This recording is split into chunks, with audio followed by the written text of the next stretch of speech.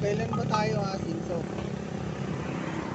Kailan ba natin matutupad ang ating mga pangarap? Habang bata ba tayo, kailangan natin maging masaya dahil tayo ay malakas pa. Samantalahin na maging maligaya, na maging happy, maging spoiled habang ikaw ay bata pa. Tapos pagdating ng edad na hindi mo na kaya, baka magtatrabaho ng halos kamatay mo na. Huwag dapat gano'n ang ating mga kaisipan. Huwag tayong magpapakasasa habang mga bata pa tayo. Magtrabaho tayo at mag-ipon at hindi puro bisyo. Huwag mong isipin na ikaw ang bukas na lang mabubuhay at mamamatay na yung basta ka na lang matitigok. Kundi pag-isipan mo ang buhay na gusto mong puntahan sa balang araw na ikaw ay matanda na. Huwag kang magpapakasaya kung pinag-aaral ka ng iyong mga magulang habang ikaw ay bata pa. May pagkakataon silang mapag-aralan, mapaaral ka at matulungan ka. Huwag mong sisirain, boy. Mag-aral ka ng maayos. At huwag kang tutulad sa mga taong nagpapakalunod sa saya.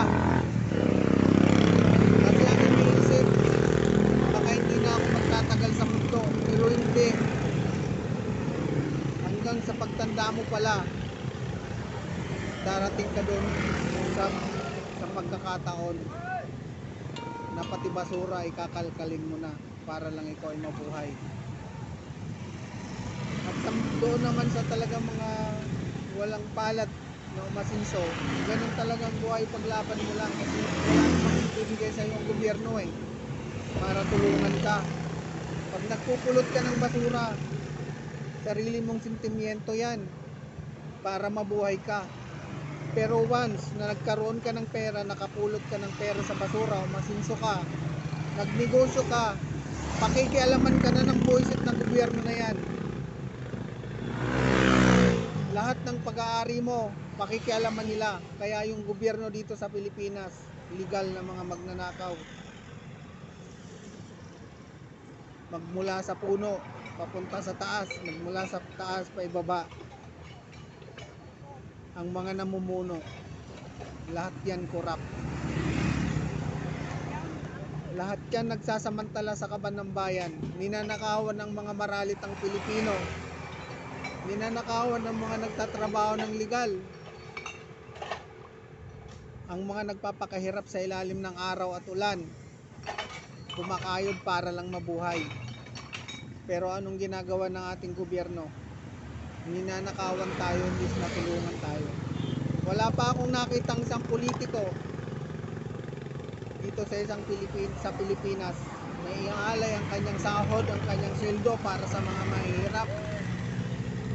Imbis na tanggapin niya, ibigay niya sana sa ating mga congressman, mga senador. Kung kayo talagang tapat na maglilingkod sa bayan, yung mga sahod nyo ipamigay nyo sa mga mahihirap para yung ating bansang Pilipinas ay umangat. Mabuhay tayo ng maayos.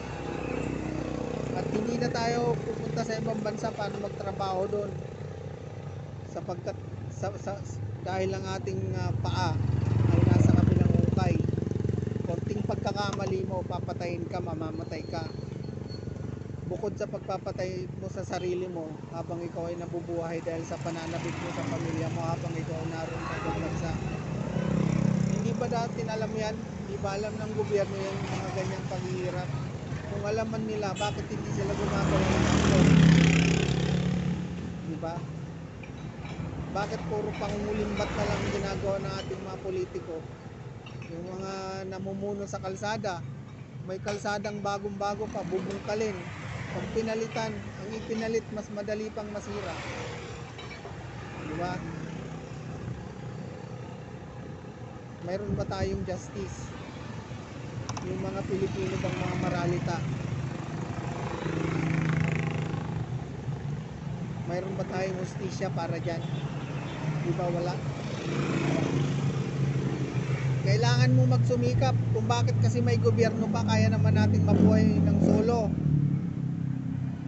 Kaya natin nating magbukid, kaya nating maghakot ng basura at gumawa ng basura, kaya rin natin mabuhay ng tayo-tayo lang. Nakakasama ng loob.